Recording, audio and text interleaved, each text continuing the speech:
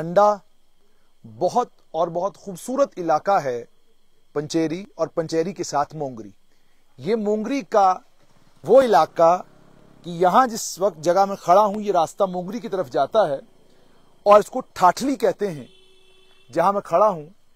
बहुत सुंदर, बहुत ठंडा, कमाल का इलाका।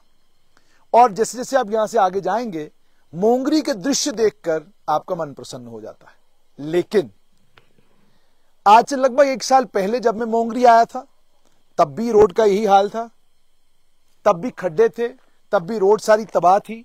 और आज ठीक 1 साल के बाद, लगभग 1.5 साल के बाद, आप देख सकते हैं रोड का वही हाल है, वही तबाही है, वही बर्बादी है। और सड़क आज भी वही खड्डों वाली है, न सड़क मैग्नेमाइज हुई, न सड़क में कोई बदलाव आया। अब जनता अक्सर ये कहती है कि नेताजी हमारा काम नहीं करते, नेताजी ने हमारी बात सुनी नहीं, नेताजी ने हमारा दुखड़ा सुना नहीं। लेकिन जब जनता को वोट देने का वक्त आता है, उस वक्त जनता को ये सड़क नजर नहीं आती, उस वक्त जनता को केंत गली से आगे मोंगरी तक का ये गंदा और दुश्वार गुजार रास्ता नजर नहीं आता।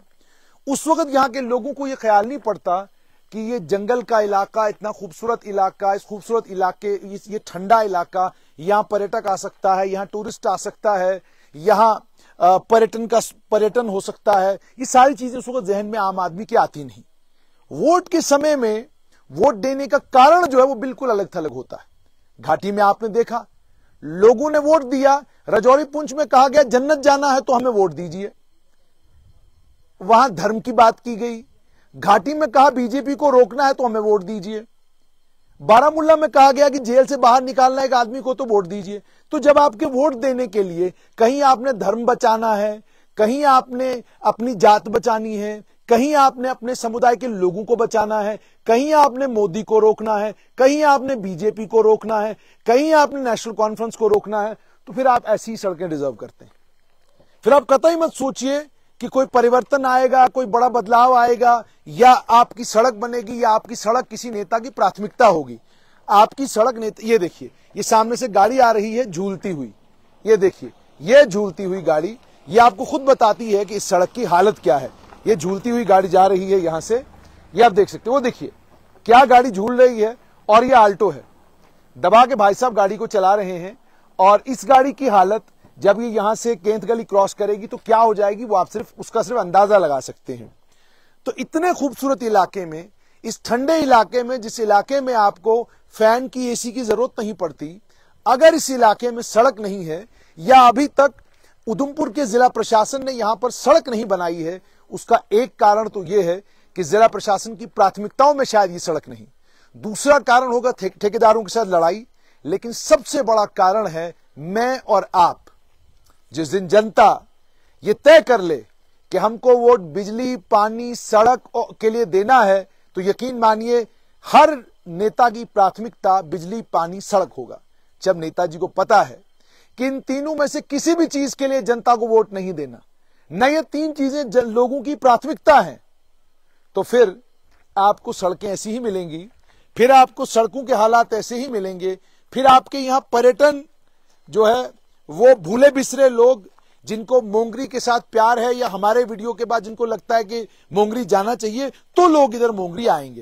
मेरे साथ सुरेंद्र सागर हैं। सुरेंद्र इधर आइए आप भी। लाओ जी।